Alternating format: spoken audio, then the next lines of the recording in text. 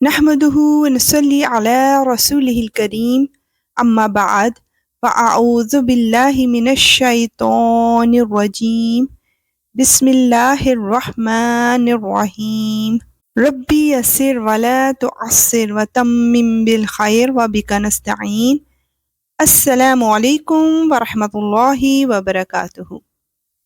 تو آئیے دیکھتے ہیں کہ آج اللہ سبحانہ و تعالی ہمیں قرآن کے ذریعے کیا پیغام دے رہا ہے۔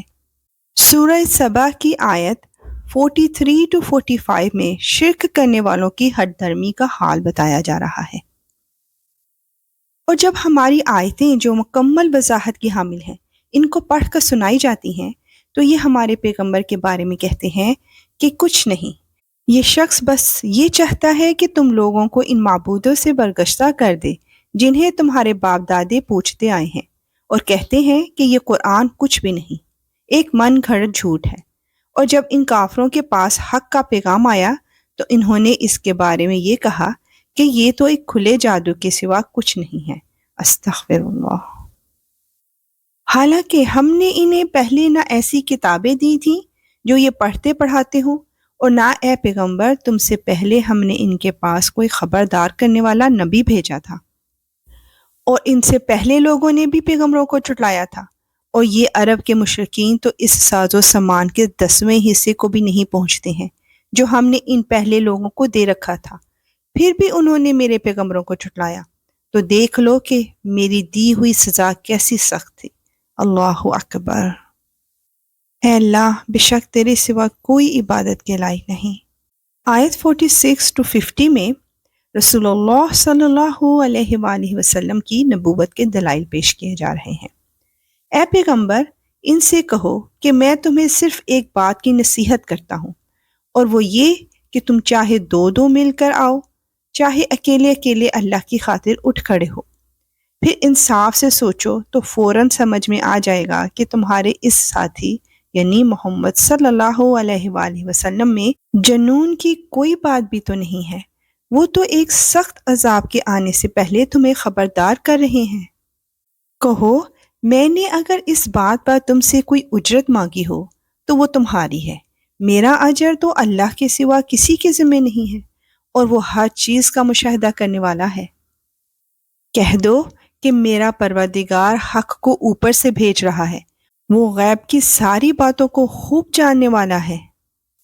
کہہ دو کہ حق آ چکا ہے اور باطل میں نہ کچھ شروع کرنے کا دم ہے نہ دوبارہ کرنے کا۔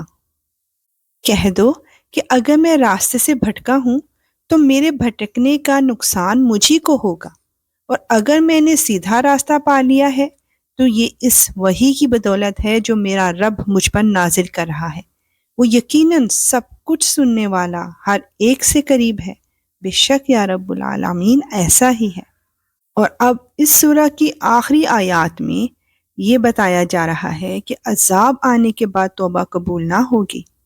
اے پیغمبر، تمہیں ان کی حالت عجیب نظر آئے گی اگر تم وہ منظر دیکھو جب یہ گھبرائے پھرتے ہوں گے اور بھاگ نکلنے کا کوئی راستہ نہیں ہوگا، اور انہیں قریب ہی سے پکڑ لیا جائے گا، اور اس وقت یہ کہیں گے کہ ہم اس پر ایمان لے آئے ہیں، حالانکہ اتنی دور جگہ سے ان کو کوئی چیز کیسے ہاتھ آ سکتی ہے، یعنی سزا کے موقع پر ایمان لانا فضول ہے، جبکہ انہوں نے پہلے اس کا انکار کیا تھا اور دور دور سے اٹکل پچو تیر پھینکا کرتے تھے۔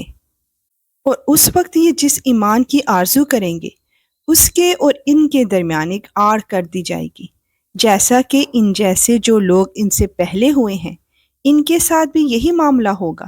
حقیقت یہ ہے کہ یہ سب ایسے شک میں پڑے ہوئے تھے جس نے انہیں دھوکے میں ڈال رکھا تھا۔ اللہ اکبر۔ اے اللہ، ہر محبت سے بھر کر اپنی محبت ہمارے دلوں میں پیدا کر دیجیے، اور نبی پاک صلی اللہ علیہ وآلہ وسلم کی محبت اور ان اعمال کی محبت جو ہمیں تیری محبت کا باعث بنائے۔ آمین۔ الحمدللہ، یہاں ہماری سورہ سبا کمپلیٹ ہوئی۔ اللہ سبحانہ وتعالی ہمیں اس پر عمل کرنے کی بھی توفیق عطا فرمائے۔ انشاءاللہ ملیں گے سورہ فاطر کے ساتھ۔ اب اجازت، وآخر دعوانا ان الحمد للہ رب العالمین، سبحانک اللہم وبحمدک، اشہد ان لا الہ الا انت، استغفرک واتوب الیک۔